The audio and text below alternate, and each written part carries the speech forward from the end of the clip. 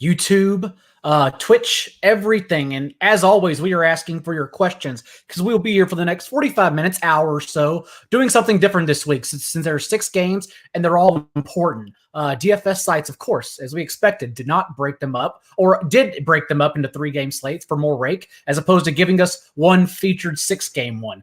However, we seem well-versed. I've been attacking both throughout the week, building lineups. So I'm pretty clear in the strategies, at least I'll be implementing. Looking forward to talking with you. And with that said, we're going to go game by game and just talk overarching ideas throughout the show. So let's start with the first game, an exciting one for a 3-game slate, especially the Bills and the Colts. The issue, and I'll toss it to you, and we'll build some tournament lineups for both 3-game slates as we reach the end of those days.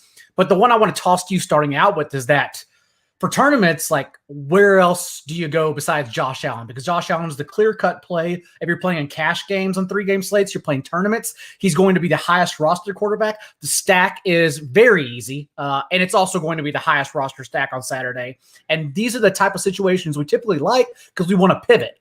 But even though I personally think the Bills-Colts game actually goes under, I don't have faith the Rams-Seahawks go over, and I don't have faith the nightcap with the Bucs and Washington go over. I think that's the lowest scoring game on Saturday, that Saturday night game between the Bucs and Washington. So I don't have any idea what to, I have a lean, but I don't have a strong idea where to go except for Josh Allen and Bill stacks.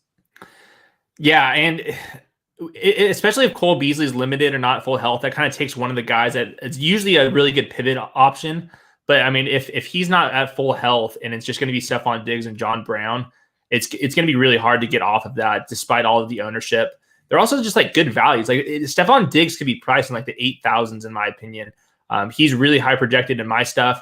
The difference between Josh Allen and the rest of the quarterbacks is about like 5 points on my first run of projections as well. So that's what makes it so tough because it's not like on these smaller slates, it's not like point per dollar. Like raw points matter as well. So it would take a little bit of a funky game for Josh Allen to not be the first quarterback or maybe the second quarterback.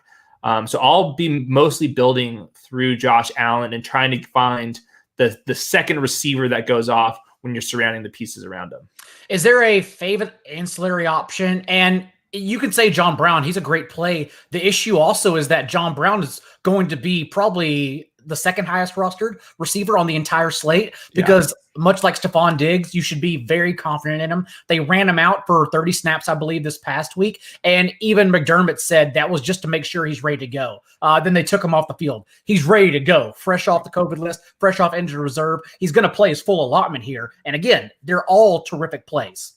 Yeah, and I'll have to double check the injury reports, but the number 2 corner for the Colts, Rock Ya-Sin, he was in the concussion protocol as of yesterday. He's ruled out. So yeah, I mean, there's like another thing pointing towards another big game for John Brown. So I'm gonna be building Stephon Diggs, John Brown, Josh Allen lineups. Like the ownership's gonna be crazy, but I think that you can leave some money on the table. You can get weirder at the running backs. You can use like the Bills defense in that Bills stack, something that other people aren't going to do, maybe punt off a tight end. So you're gonna have to get different if you go with those 3, because that's going to be insane amount of ownership. And like 40% of the field is going to have 3 of those guys, two of those guys. So you have to get really funky elsewhere. Keep those questions coming in, as that's just one game and we're still talking about it. We'll continue moving on through all 6 here. Let's talk about the other side really quick. I will roster Diggs in every format. Complete confidence in Diggs. But again, I'll be trying to look for a way off Goff or not off Goff. I just kind of gave it away. Off Allen on Saturday only slates. Having said that, let's go to the other side of the ball, because if we're rostering Allen and these guys, then we would assume you have to run it back with somebody. Even if the Colts hang in there. If you want a shootout, then you probably run it back with a competent option like Jonathan Taylor, like Michael Pittman. If not, then maybe you run it back with a negative game script option like Nyheim Hines or Zach Pascal. So where are you leaning on that matchup?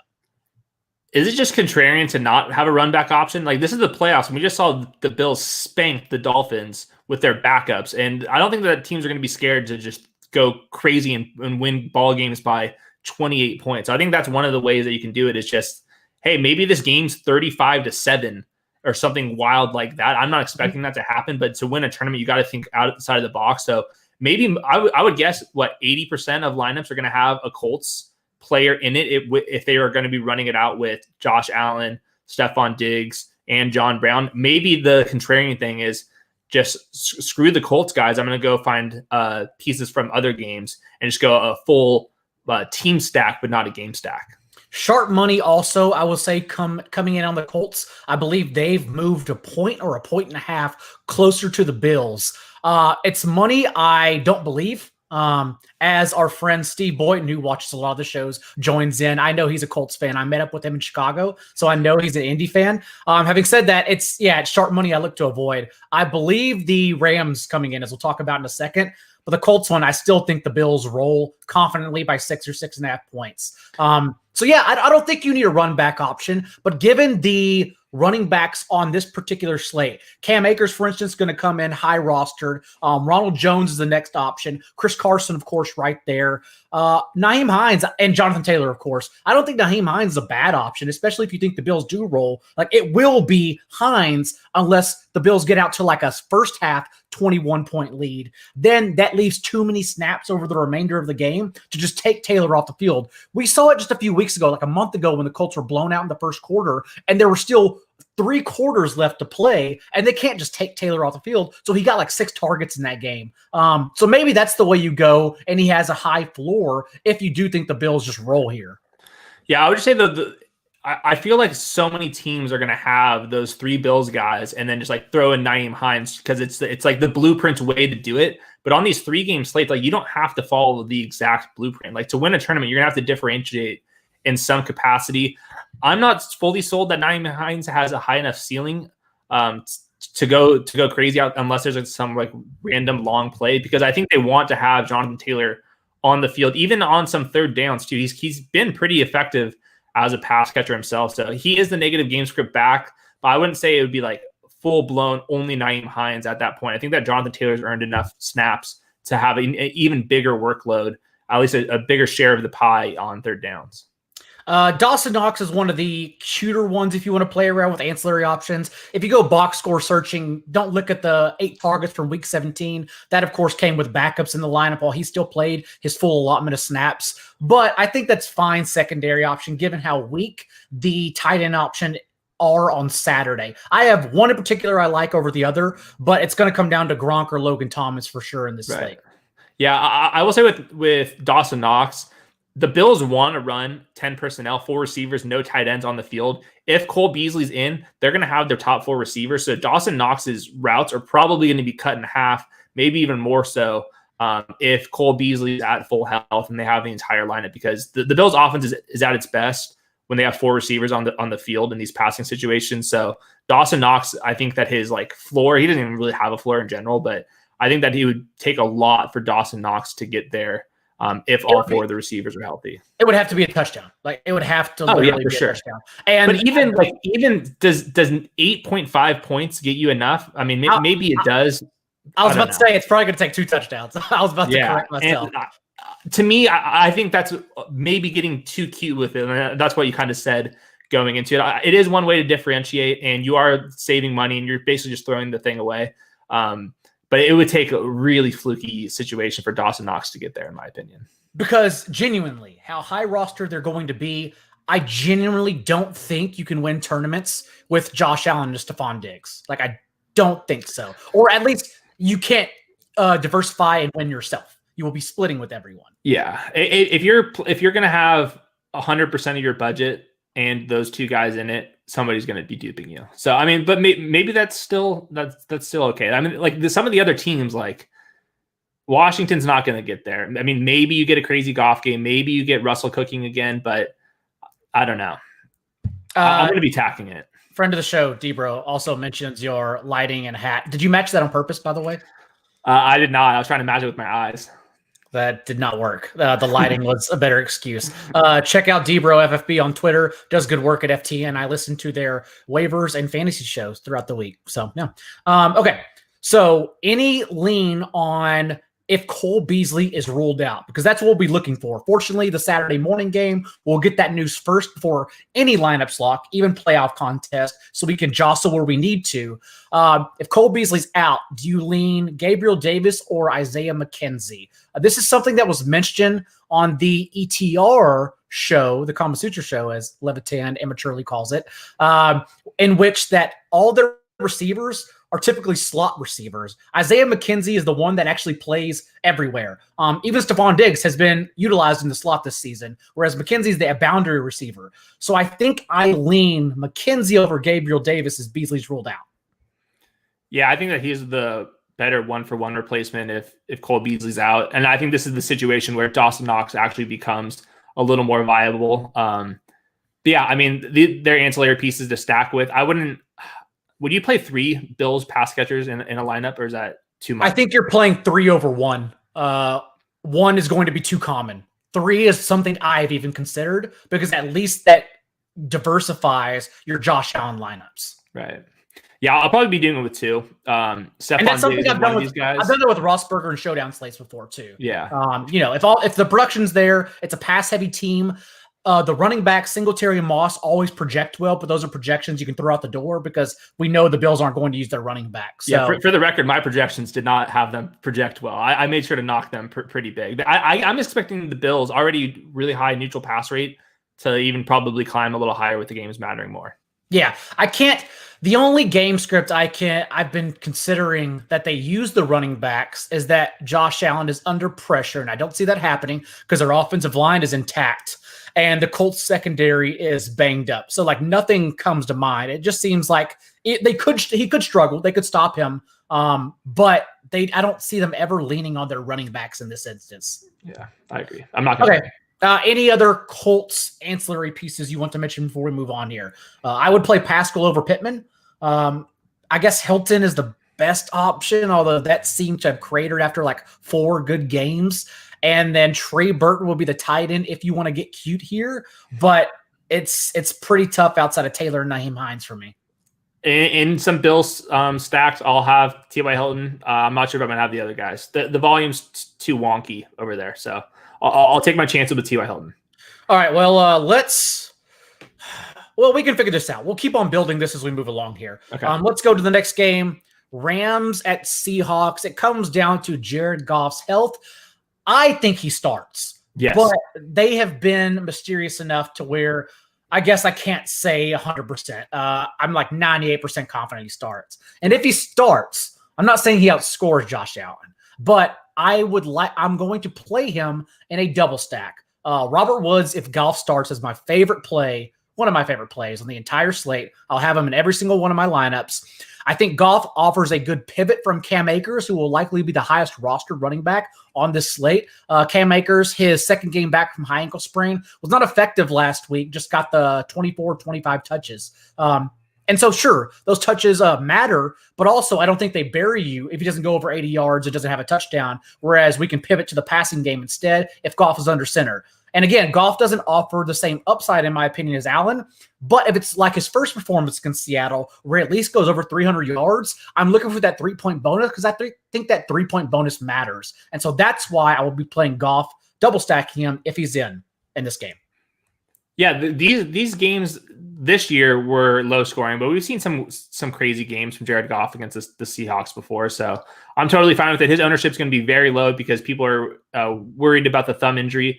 It seems like it was like a more minor thumb injury, and he did come back and finish that game when he did injure it back in week 16. And I mean, I love Robert Woods. I love Cooper Kupp as well. I think you can easily use Tyler Higbee at pretty lower ownership, or Gerald Everett if you're into that. The one interesting thing about this game is I think the 2 highest owned running backs of the slate are both going to be from this game, and Chris Carson and Cam Akers. So I don't want to be playing those 2 guys together if I can. I'm not sure if I'm going to set that in like an optimizer or a rule for that, but when in doubt, I would not want to play those 2 guys together. I will also say that in terms of Cooper Kupp, like he literally hasn't run a route with John Wolford. So if Wolford starts, I'm probably not playing him. Very confident in playing with him with Goff if Goff starts. But again, like I don't have an opinion on Kupp either way. If Wolford's in the center, I will still play Woods for sure with Wolford, but I will definitely look for other variations, maybe just even avoiding this game. What about Seattle in your opinion? Because P News Skittles asked, any trust in Tyler Lockett? And I think Tyler Lockett is the better outright play than DK Metcalf in the first round.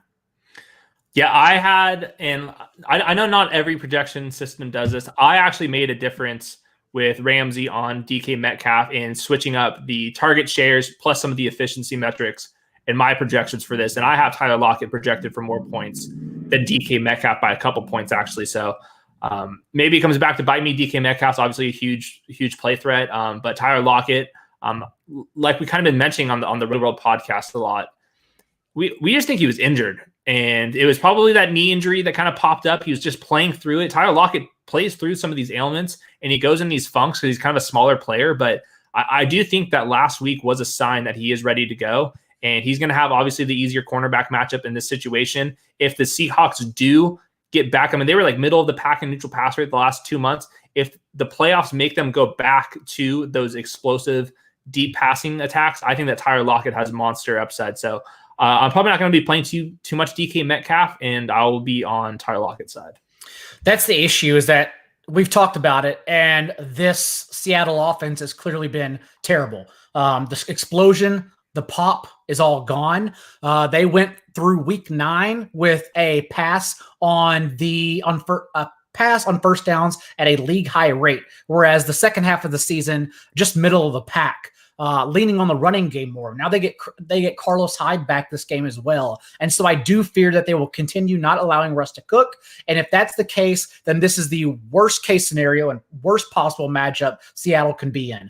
The Rams money line has continued to shrink, and that's why I think the Rams are the best underdog to win this week for sure. I don't know how they do that. Again, it could be on the back of Cam Akers. It could be Jared Goff playing and having success through the air against a Seattle defense that we know. I shouldn't say fraudulent because maybe they have played better. Both can be true. They can play better, and also they can play literally body bags since week 11. Nobody. Carson Wentz, Colt McCoy. They have not had to prove anything at all. And maybe that's the case again against John Wolford, but I've been waiting to attack the Seattle defense with someone competent. And if Goff is under center again, I think that's it, because again, they just haven't had any competition whatsoever. That is true. They have got Jamal Adams back to full health. Ugo Amadi missed some time in their slot corner. Shaq Griffin missed some time as well. They also made the Carlos Dunlap trade. So I do think it's kind of in the middle. Like the schedule matters a lot, and we want to attack that if we can. But I do think there are reasons why the Seattle defense has improved over the last couple weeks. I will say in this game, left tackle Andrew Whitworth is going to be back for the Rams, and right tackle Brandon Shell for the Seahawks will be back. They haven't basically played since like early November. So maybe that is the thing that kind of kickstarts these offenses again. I mean, both of them grade pretty well. So I think that those two returns actually do matter for both offenses. Would you rather play Lockett or Carson? Probably Lockett. Yeah, I like Lockett. Lockett also, I'll be playing in any double stacks with Jared Goff just because you're hoping for a better game environment. Maybe the Rams get out to like a 2-point lead or 2-score lead and then forces Seattle to throw the ball. And that's what's worrisome, is that even last week, a must-win game, and Seattle was horrible through 3.5 quarters. It took the final 3 possessions of them having to throw the ball, and then Lockett, of course, Russ peppers Tyler Lockett for 2 touchdowns. But that came on the final 3 possessions. Like, they were so bad. So I just have zero faith in that team whatsoever this week. I'm not sure how much Russell Wilson stacks I'm going to use this week, even at like lower ownership.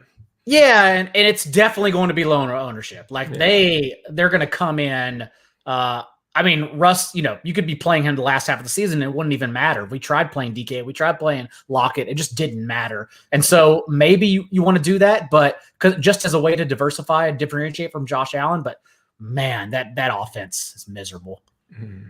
Okay, let's go to – and I see a lot of Washington questions, so we'll keep on moving on here, and we'll talk about the overall slate as we come up. Let's talk about Washington and the Bucs. So Alex Graff asks, is McLaurin trustworthy with Alex Smith at quarterback? Of course, we know, or we assume, since Ron Rivera said so, that Alex Smith is going to split reps with Taylor Heineke. I kind of wish Taylor Heineke was getting full reps because he runs the ball. He could at least create plays, whereas Alex Smith, we know, is not going to go downfield. And maybe that actually helps them since the Bucs have the 6th highest blitz rate in the league.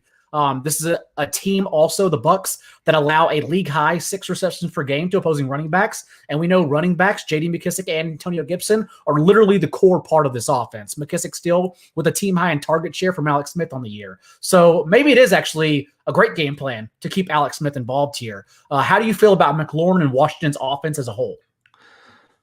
Well, I knocked Alex Smith's projection because of the injury, and maybe he doesn't play the entire game as well.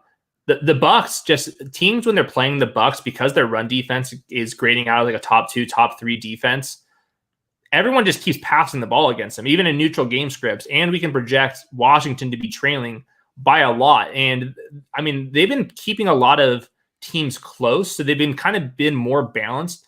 But how I projected it, I think that Washington's probably going to have to sit there and pass the ball like 40 times. It's going to be very low percentage passes. And I think that they're going to just jam in some targets to Terry McLaurin. So he actually projected pretty well, despite I knocked his efficiency, just because I'm projecting Washington to not be able to just run the ball in the Bucs at all. I'm expecting the Bucs to kind of blow this game out. And that's just going to force like a bunch of second half cheapo targets for Terry McLaurin in garbage time.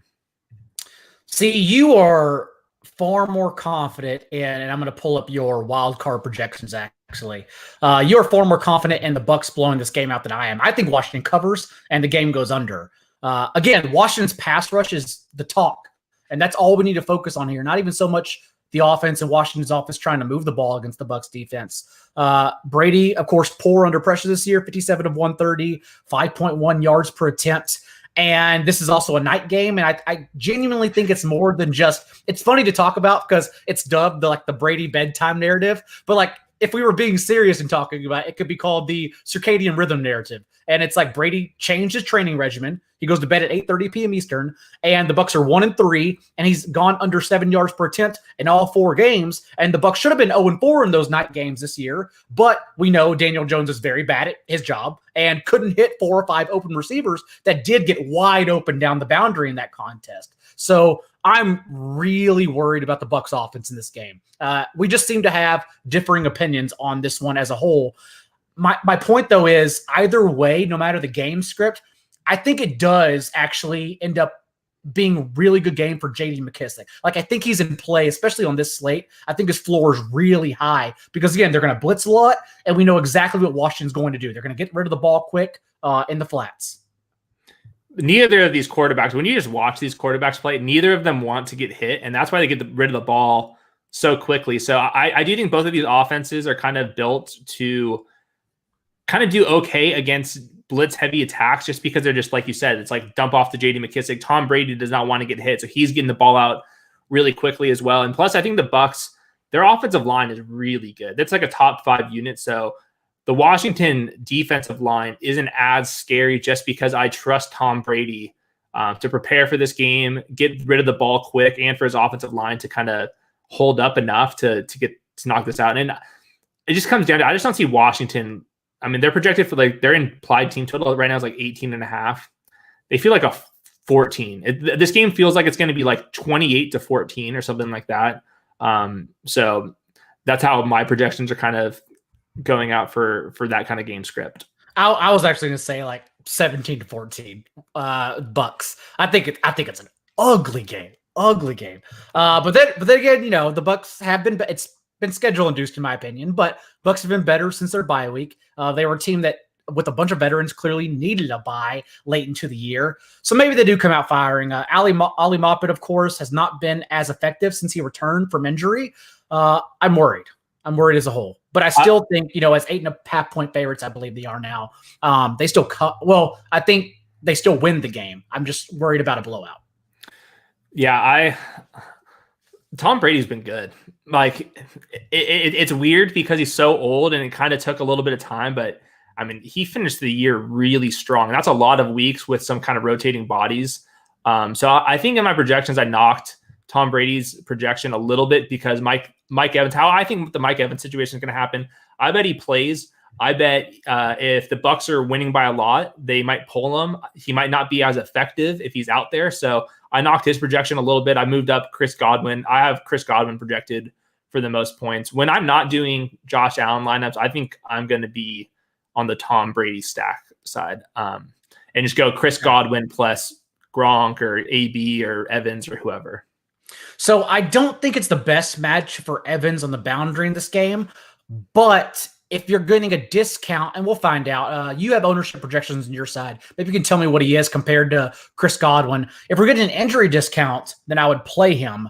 My favorite tight end on the slate is actually Gronk over Logan Thomas, and I think Logan Thomas comes in higher. If we don't think, or me, if I don't think they're going to score many touchdowns, I'm going to take the touches with Ronald Jones, who I think is the best running back play on the Saturday slate. And then I'm going to take the red zone equity with Gronk over an injured Evans. And that's kind of the way I'm looking at it. That'll be my mini stack. I can run it back with Logan Thomas in the flex or J.D. McKissick. Either way, I think it's contrarian, and then go from there. What do you have? Just what are your thoughts on Ronald Jones versus Leonard Fournette? I have it projected as if Ronald Jones is like the lead back. Like Fournette's going to play a couple passing downs, but I'm projecting it as like Ronald Jones has shown enough. He's going to get all the touches in the playoffs, especially the touches that matter. And unless the Bucs are losing by a lot, it's going to be Leonard or Ronald Jones. Yeah, we heard that LaShawn McCoy's been ruled out for this game. Correct. And we also heard Bruce Arians say that they took Ronald Jones. He took Ronald Jones off the field because Jones didn't have a milestone to reach. He couldn't earn anything, unlike Antonio Brown last game, who got 3 shovel passes to get an extra $250K at the end of the season. He couldn't earn a milestone, Ronald Jones, for going over 1,000 yards, so they kept him rested. I think there's a chance Leonard Fournette's healthy scratched. And I don't think that's the probable outcome, but I think there's a chance. And even if he's healthy, I think Jones gets 20-plus touches in this game. I'm even considering in the FFPC challenges, I like Jones straight up to anybody the Bucs have to offer throughout the entire postseason, however many games they get through. Yeah, I've been drafting a lot of Ronald Jones in these playoff tournaments. I think what's going to happen with a lot of these backfields where it's kind of been like 2 guys, maybe a third guy. The backfields are just going to shrink. Whoever has been balling out the last 2 months is going to get all the work. I think you can say that about Cam Akers. I think you can say that about Ronald Jones. I think you can say that about Chris Carson eventually, and we'll get to the Sunday slate as well. Okay, so let's finalize this. Let's just say single entry for Saturday only. Josh Allen, of course. I think it's going to depend on your builds, but to open 6-game slate discussion, I think Lamar Jackson is a better cash game play in the 6-game slate than Josh Allen, depending on what you can afford, because as we know, Derrick Henry is uber expensive as well. We'll talk about that here in a second. But yeah, you're prioritizing Stephon Diggs for the 6-game slate and cash games, of course. I think Gronk is a tremendous play, although Jonnu Smith or Eric Ebron has something to say about that as well. I think Chase Claypool, even if you need to save a few bucks here and there. And then I think Corey Davis. I go Corey Davis as well. So we're talking about high-scoring game because we're about to get into it. But here we go. This is it. Josh Allen, it's pretty much what do we have here? A quad stack with Zach Moss. I wouldn't play Zach Moss, though. I think I'd go up. We have 300 left. I just go up to Nyheim Hines instead. And then Woods, who I'll have in every lineup. Diggs, who I'll have in every lineup. And again, Gronk, I think, is my favorite tight end play. So, yeah, I think this is fine. I want to find a way up to the Rams or perhaps the Bucs or Washington defense. I'll probably just let ownership tell me, though, what defense I'm playing, because there are like 4 not even great options, just middle-of-the-road options you can play on Saturday only. Yeah, and just leave them uncorrelated. It's just like who's going to get the random touchdown. And I think in the playoffs, like teams aren't afraid to blow teams out. Like they're not going to be really pulling their starters as much. They're just going to go crazy whenever they can. So if you're using an optimizer, make sure to clear out the how many people you can have playing against your defense. Clear that out. And that opens up the Sunday slate. An NBA Rigged friend of the show asks, which games do you see potential total 60-plus total points? And on the entire slate, I think there's only one game, and that's this game. It opens up with Sunday, the Ravens and the Titans. I don't know how the Titans stop the Ravens. That doesn't mean the Ravens win, but that means that the Ravens have the highest floor of any team in this entire slate. Titans, again, no playmakers, healthy on defense, can't stop the run, can't stop the pass. Meanwhile, you have a Ravens offense coming in that has averaged at least 6.4 yards per play in their last 5 games. This is Lamar Jackson coming off the COVID list. So whether it's Lamar, whether it's Dobbins, who I actually bet at 16 and 9-1 to lead the wildcard weekend in rushing yards. Lamar Jackson over, by the way, if you're listening, get on your DraftKings prop calendar app, because Lamar Jackson's still plus 120 to throw over 1.5 touchdowns. Usually that's juiced up like crazy, and that is insane considering that he actually has been throwing well the past 5 games as well. So yeah, I love, let's start with the Ravens here, then we'll go to the Titans because there's a whole game theory going on there. Who are your favorite Ravens? How do you see this one playing out on their side? Who can you fit? And talk to me about Lamar Jackson or Josh Allen. So the Titans front 7 right now, they're missing Jayon Brown, their linebacker. They are missing Jadeveon Clowney. And they have basically one really good player in the front 7. That's their defensive tackle, Jeffrey Simmons, who's an absolute monster. They have nobody on the edge, like nobody. And that's where Lamar Jackson, his explosive plays come from. That's where J.K. Dobbins' explosive plays come from. So I think that it's just going to be, we're going to run it off tackle. And what are you going to do about it? Because Orlando Brown's a stud at tackle for the Ravens right now. And good luck. Like J.K. Dobbins is just so quick that I think he brings like an explosive element that the Ravens offense was just missing for the first 2 months of the season. They look really good. They're one of the healthiest teams in the playoffs. So I'm all over that J.K. Dobbins plus 1,600 to lead the week in rushing. I'm all over Lamar Jackson, like you said, is the safest because, I mean, I'm just worried that the Titans defense, I mean, and from last year, they lost their defensive coordinator, Dean Pease, who has like been in the league for 3 decades and who kind of like set the blueprint to stop the Ravens. But guess what? If you can set a blueprint, but if your defensive tackle or your defensive ends and linebackers don't play fast enough, like what are you going to do with Lamar Jackson? So I'm all in on the Ravens. Lamar Jackson, Mark Andrews, again, who is a tremendous play, although I'd probably prefer to go down and 3-game only slates, given how cheap or how expensive Mark Andrews say, and we are actually like need the salary. We're looking for discounts on the Sunday only slate because there are so many expensive good plays. So I'm probably going down to other tight ends we'll talk about here in a second, perhaps even Jonnu Smith over Mark Andrews, just to get a mini correlation coming back as well. But yeah, Lamar Jackson, J.K. Dobbins over Gus Edwards. Marquise Brown is living off touchdowns, 6 in his last 6 games. I think he's going to come in too highly rostered. He's probably a good play, but I'm still kind of worried because it's not like the targets are there either. It's really just him living off of a touchdown juice. Well, here's the thing, and I'm usually with the like fade the touchdown variance and he like going too crazy.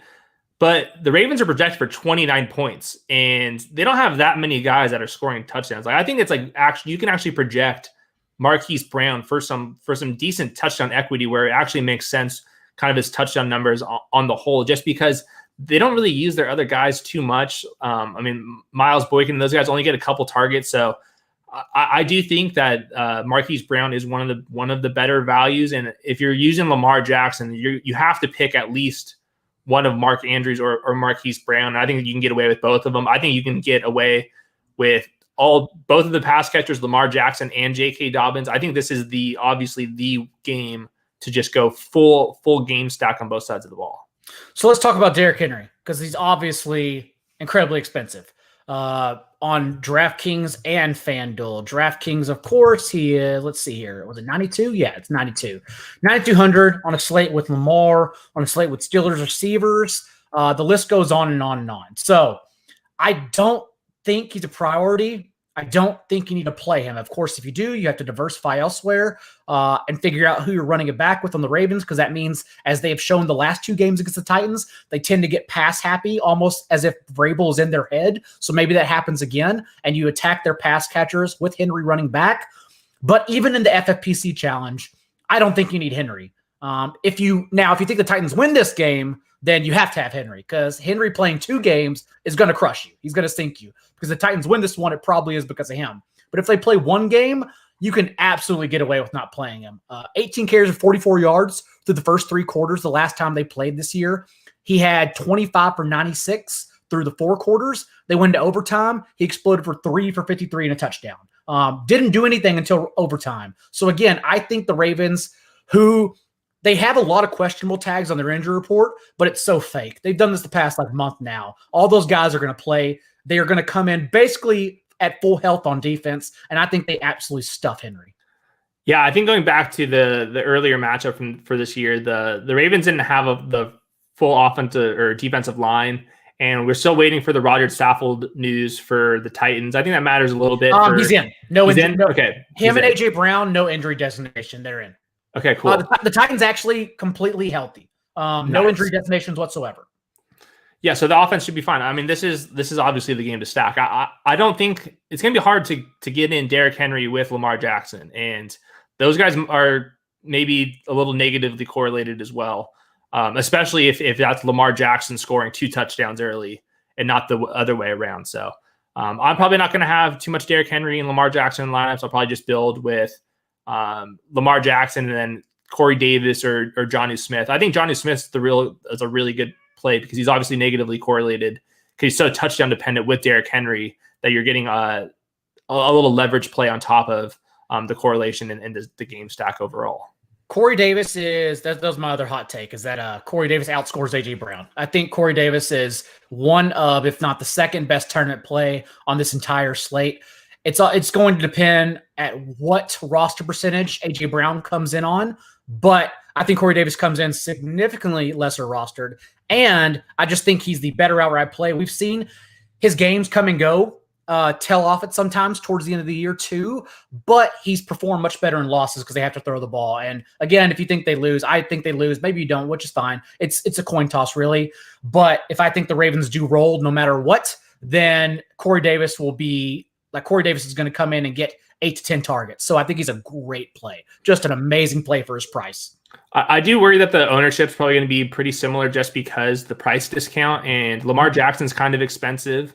And a lot of people are going to be paying up with Mark Andrews and those stacks, so that I'm not sure if they're going to be able to afford AJ Brown, and that kind of like trickles down to Corey Davis's being maybe possibly more owned. But Corey Davis and AJ Brown, they both have 25, 30 point ceilings, like well within their range of outcomes. So Corey Davis, obviously a great tournament play. So let's start with the core here for tournaments. I'm not going to let you pick Lamar Jackson because I think there are 2 other good quarterbacks on this slate, and Lamar Jackson's going to come in high rostered. So which Ravens do you want here? J.K. Dobbins. If I'm not sure. Do you want 2? Do you only want Dobbins?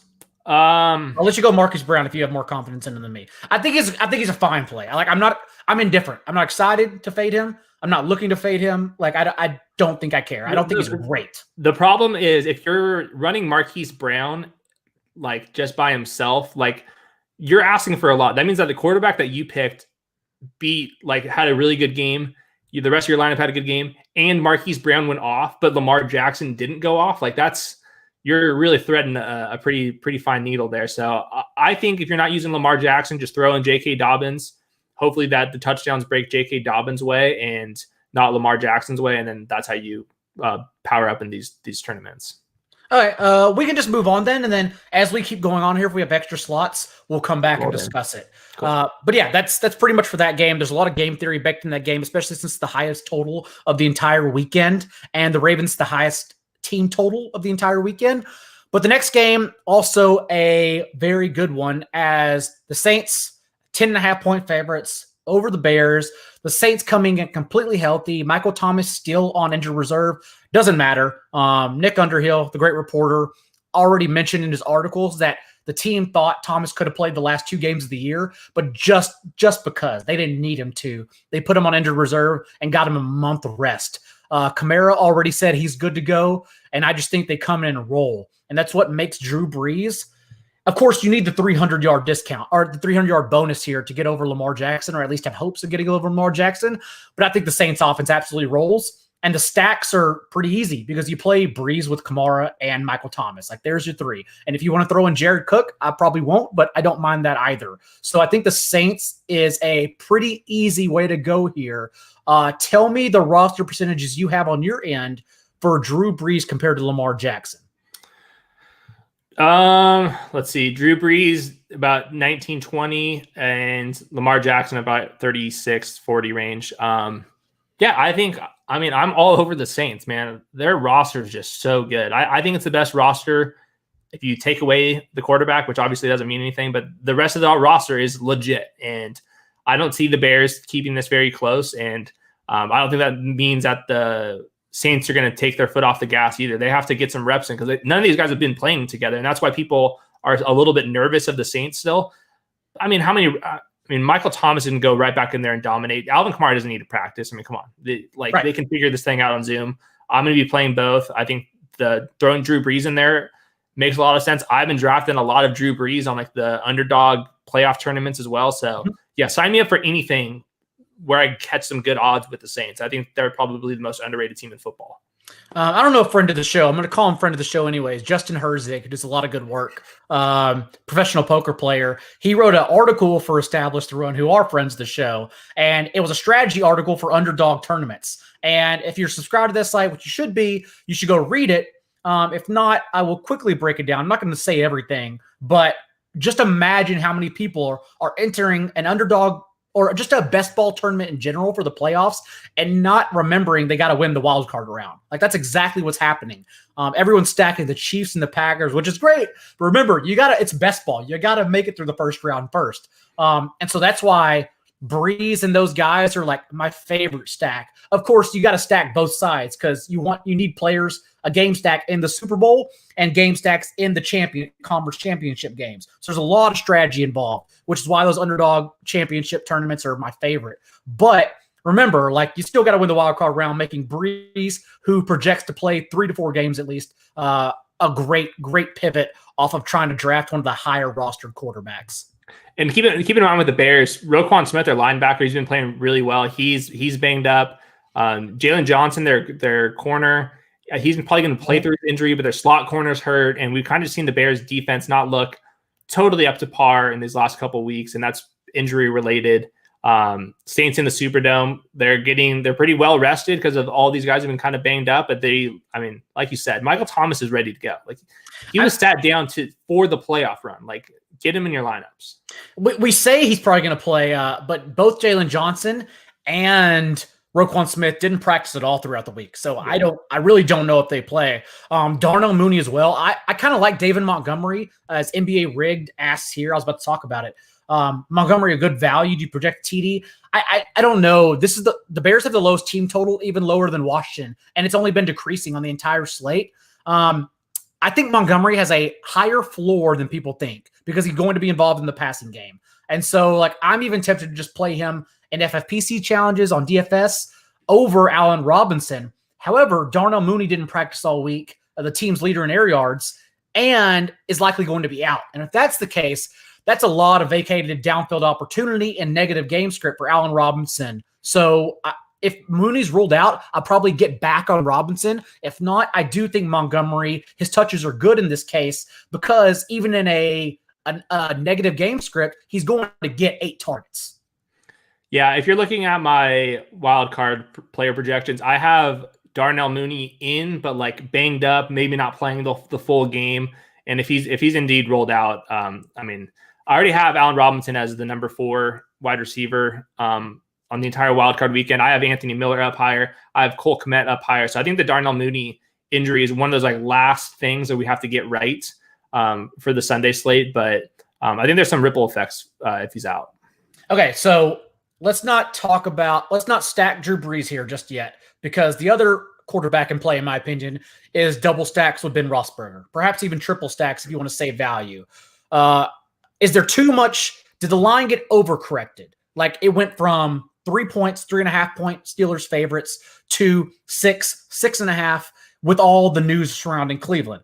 Maybe there's value on 6.5 to bet that as dogs. But my point is Cleveland's defense has been absolutely atrocious. And the Steelers, it's going to come down to who calls plays really and who's healthy. Because right now, like no one's healthy. Even their 4th cornerback, MJ Stewart, who would be starting in this case, is questionable since both Kevin Johnson and Denzel Ward are still on the COVID list. And Terrence Mitchell mispracticed all of a sudden on Friday with an undisclosed injury, which tells me it's usually COVID. The pregnancy test they give him on Friday, Saturday morning, it turns out to be a COVID test. They're out the game. So I don't know what's going to happen with the secondary. Olivier Vernon, also Achilles tear, out for the rest of the playoffs. No Kevin Stefanski. It's a bad situation, and there's just a lot to recover from. If they do recover, great. I still think Roethlisberger can have a lot of success, though. So just to get off Lamar, which I assume everyone will go to on Sunday-only slates, again, cash, I want Lamar over Josh Allen. Sunday-only, though, both Breeze and Roethlisberger, in my opinion, are terrific plays. Yeah, and there could be more Browns COVID issues rolling forward. That's why I don't think the line moved enough, in my opinion. Like, Kevin Stefanski certainly matters. He might win Coach of the Year, and this is a scheme-dependent team, not a quarterback creating on his own. And it's in their first year. Like, they don't have the assistant foundation that can just like all of a sudden elevate this team. And I don't see Baker Mayfield like rolling around and like doing too much against the Steelers defense and TJ Watt. And there could be another COVID injury to pop up. So I'm all over the Steelers side here, even at 6 points.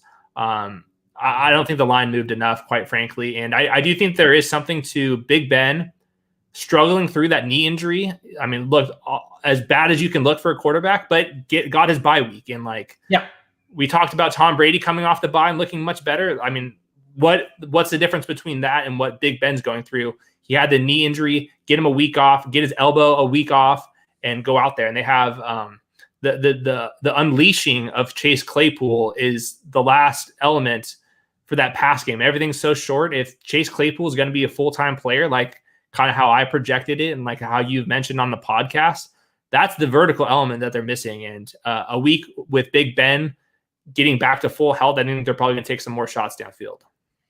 Okay, so let's start here. We're playing Michael Thomas no matter what. He may not be, he's not in the optimizer just yet since he's not officially off injured reserve. And Kamara is still actually on COVID list, so we can't put him in our lineup.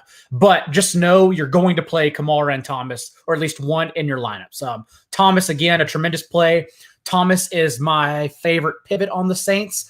That's why I'll show it at the end of the show, but I have a playoff only top 60 rankings that is specifically catered to FFPC tournament. And I have Thomas over Kamara, not because he projects better. I think he's the better player in a 6,000 person field that pays out 11% of the field. I think Thomas is a great pivot.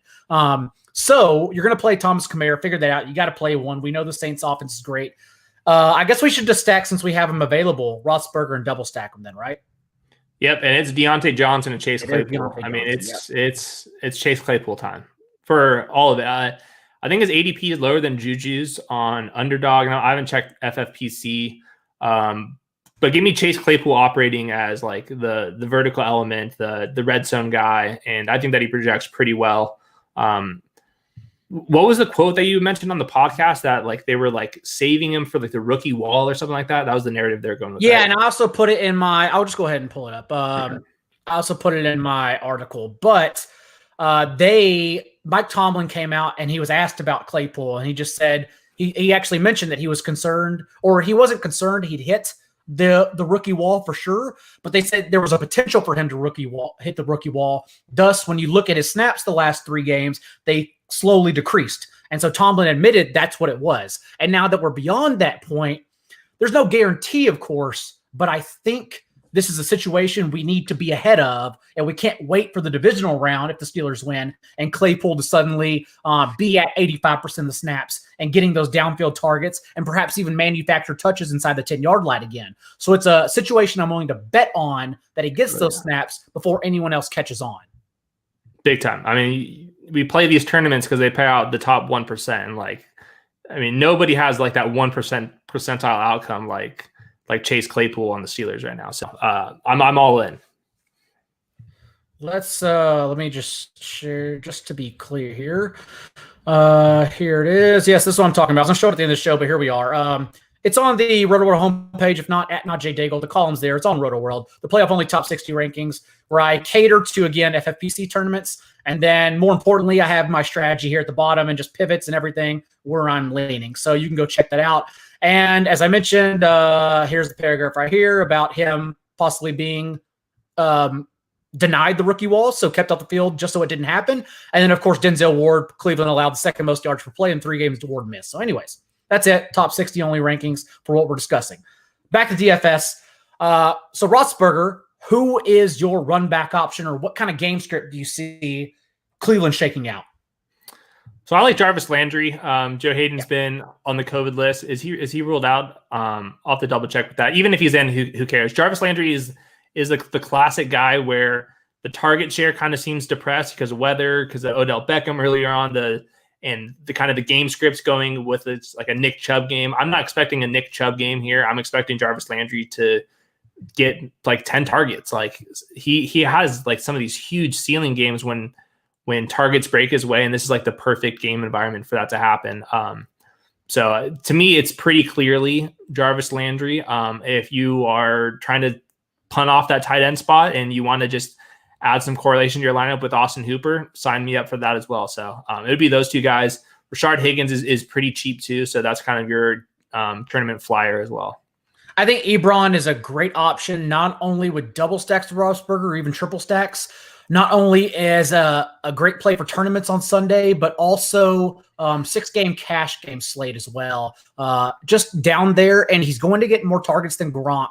He's $200 cheaper on the 6-game slate than Gronk. 500 more than Jonnu Smith, but we've also seen Jonnu can lay eggs in any game just because he's just not getting the usage when you have so many mouths to feed. So I think Ebron's the safest play among that tier. And yeah, I mean, I'm fine going like this as well. Let's say, we have 3,200 here. We know, since we don't have them available here, but we know we have to save room for Thomas and Kamara. I think just going them here, and then you go Ebron and Claypool instead to differentiate with Roethlisberger, who, again, they're not going to lean on their running backs. We have a couple questions here, for instance. Where is that at? Hook'em. Here we go. Is Connor a good pickup if Kamara plays? We know they're not going to use their running backs. We know that. Connor will get a majority of the touches, but what does it matter when it's 12 touches? It doesn't matter at all. So I'm not too worried at all about the running game. I think it strictly runs through Roethlisberger in this game. And Benny Snell just gets subbed in at the 1 yard line, just a little too much for me to be toying with it. James Conner's be really low owned. So that's the only good thing I could say about James Conner. Yeah. So anyways, I think this is here for the Sunday slate. Any favorite plays among the 6-game one? Again, Corey Davis is my favorite play for any slate, Sunday or 6-game. I have Lamar over Josh Allen if you can find a way to fit it. I don't think you need Derrick Henry for cash games. It's going to depend if you can fit it. If you do, that means you may be flexing a tight end, like you may be going Ebron and Jonnu or Ebron or Gronk. And I think Claypool's the option outside of Corey Davis on Sunday slate. Yeah, for me, it's going to be, I like Ronald Jones. If I'm not using Tom Brady stacks, I really do think that he's going to get basically a borderline bell cow role. I'm not sure they want to play too much Leonard Fournette. No, LaShawn McCoy helps. So they have a huge team total as well. And I see them just kind of stomping Washington, who probably is not going to be able to move the ball on the Bucs defense. So I think Ronald Jones would be one of my favorite plays. Also, for FFPC challenges, I don't think the Bucs defense is a bad play because, they get Alex Smith. Assuming they make it out of the first round, they run into the Packers, and the Bucs are the one team who has stifled the Packers all year long. And so that's kind of like two good matchups for the Bucs if you want to get away from those other guys. If you do that, you're hoping that there are too many mouths to feed and no one dominates the passing floor. It's not Mike Evans, it's not Chris Godwin for one game. It's just all scattered around, and the Bucs defense will then be low rostered and still help you out. So I think that's the way I'm thinking as well, but I'm still kind of going through those lineups and waiting for injury reports. So any other things on underdog tournaments on FFPC that you want to mention before we get out of here?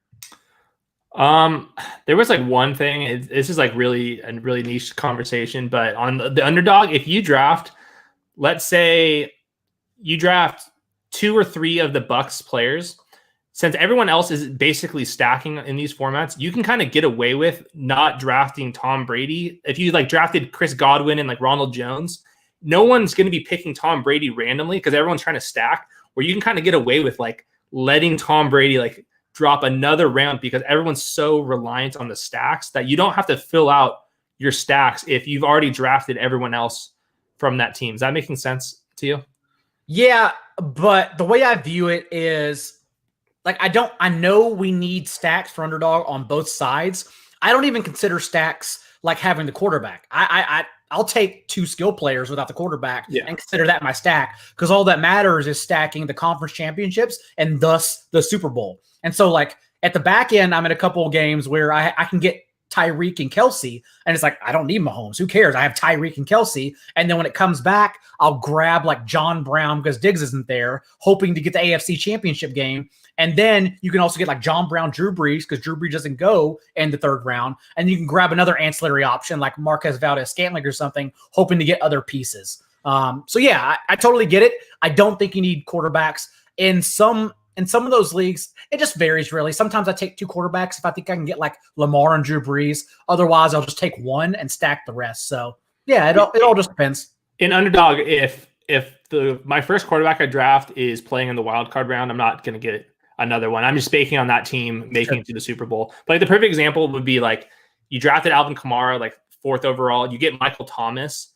I don't think you have to pick Drew Brees the next round, because who out of these 6 teams is going to draft Drew Brees uncorrelated? Like that person would be a total donkey to do that. So what I'm saying is like Drew Brees could sit on the top of the ADP leaderboard right there, and no one's going to pick him because they haven't drafted another Saints player. So what I've been kind of doing is like waiting another round or 2 before you finishing out your stack, because no one else is going to be drafting Drew Brees if you've already drafted the Saints guys. That way you can grab like J.K. Dobbins, for example, to go back on the AFC side, go back, grab like Marquise Brown, and then grab Drew Brees, because no one's going to click Drew Brees' name because you already drafted all of the Saints guys. I will see you only mention Thomas and Kamara. You get 10 rounds and no one's taking Sanders and Jared Cook. Yeah. And so I've been taking a lot of Brees, Sanders, and Cook. It's best ball. They only got to go off for 1 game and they're in your starting lineup. So that's kind of how I've been stacking. Like you can get Aaron Jones or Devontae or whatever, and then you get Brees later on, assuming you think the NFC Championship game is Saints and Packers, and then you can just stack Brees with the tertiary options that literally no one takes. And that's kind of how I've been doing it. Well, last thing, we've gone long, but it's been good. It's fine. There's like playoff contest. It's not going to be as long. It's like 4 games next week. Playoff contests are locked, so it doesn't matter. Another thing, you kind of ignore ADP and just like only have a focus on correlation on these underdog things. My example, what I've done, it looks absolutely ridiculous if you're only looking at it for through the lens of the first 3 rounds. I've grabbed Ronald Jones and then Chris Godwin, like at the wrap, if I had like 5-6. That way you can get Ronald Jones, Chris Godwin, Mike Evans, Tom Brady, and Antonio Brown in your first 5 picks. If the Bucs get to the Super Bowl, like you already have your starting lineup for the playoffs. So like drafting Chris Godwin over some other guys, drafting Ronald Jones over some other guys doesn't make sense. But to like get all of the correlation, that's the only way you're going to get the entire Bucs onslaught, is if you're drafting ahead of ADP to make that happen. So I found that kind of interesting to like ignore ADP to get your correlation started right away. So I thought that was interesting. Okay, 2 more. 1, favorite 10th round pick in the underdog best ball drafts. Well, just the team in general, the Rams, like nobody, all of the Rams ADP. I got a lot of Cam Akers. Yeah, like rounds 7 through 10, you can just get your Rams stack, and the Rams could beat the Seahawks. The Rams have one of the best defense. Like they can easily make it to the NFC Championship round. So, it's pretty condensed. It's just between Cooper Kupp and Ronald Jones, throwing Jared Goff and Cam Akers, and you're set. Like you just found a complete team stack on a team that's actually pretty good, that actually has a chance of winning the first round, and that's your 7th through 10th picks. My favorite, I've been taking a lot. No, it's stupid, I know, but I've been taking a lot of Darrell Williams. Not because he's the mentor, because like Clyde Edwards-Helaire could maybe not play, perhaps get re-injured, and then suddenly you have the starting running back. Because remember, like he outsnapped Le'Veon Bell significantly, and so hey, I have a starting running back for 3 games who no one's taking. So I've been drafting like Darrell Williams the last round every single pick. And then finally, real quick, I've done something very similar to that where I stack the Saints, but without Kamara, and then draft Latavius Murray. If like Kamara got hurt going into the Super Bowl, now you have the onslaught with Latavius Murray. So it's like kind of like the same thing with Darrell Williams. I think the handcuffs or the insurance options make a lot of sense. And then because this matters as well for all these challenges, your Super Bowl picks. Let's go your conference championship picks and then your Super Bowl picks. Well, I think the most likely outcome is like certainly Packers versus Chiefs. I think it can be chalk. Yeah, I know it's not sexy. Again, I wrote it in my column, but there's literally only a 12% chance that the favorites move on from wild card round. So if you're stacking the favorites, you're already like the odds are against you. You're wrong. Yeah, I like Saints versus Chiefs. I can see the Ravens going on a run as well. I can see that. I think people are sleeping on the Bucs a little bit, but I think it's going to be Chiefs versus Saints. Okay, Chiefs versus Saints, and then you said Bucs, Saints, and Chiefs Bills. I'm assuming. Yeah, like those would be the teams. Like okay. I don't really see. I think the Seahawks and the Rams are kind of capped. I think the Steelers are kind of capped. So it's kind of the chalk. I like the Saints out of like the second tier though. All right. I have Bills Packers. People are going to talk about that Bills Chiefs game if they both get to the AFC Championship. They play it on a Tuesday, like the week after the Bills had to play on a Monday after expecting to play on a Thursday. Like that was the wonkiest time of the year, and everyone's going to forget it. That doesn't mean the Bills win, but it's a completely different ball game with the Bills being one of the best teams in the second half, even outplaying the Chiefs. So yeah, I have the Bills and Packers, and that's kind of how I've been building on my lineup. So with that, any other thing you want to talk about? Last point before we get out of here. Go look at my player projections. That's it. Yes. Player projections, Roto World. Also, at Hayden Winks on Twitter. At Najee Daigle on Twitter. Playoff only rankings. I'll probably make one more run late this evening. I'm going to go get sushi and sake and then come back and then jostle according to Hayden's playoff projections, although I'm more down on the Bucs than you are. But I kind of take everyone to fact. Like RotoViz has some good projections. Established to Run has some good projections. I have my own thoughts on games playing out, so I kind of factor all that in. So again, for tournaments, not for DFS, for tournaments, playoff only, top 60. With that, we'll be back next week. 4 games. Not going to take an hour and 5 minutes. We're going to just go on normal time. We'll talk to you later.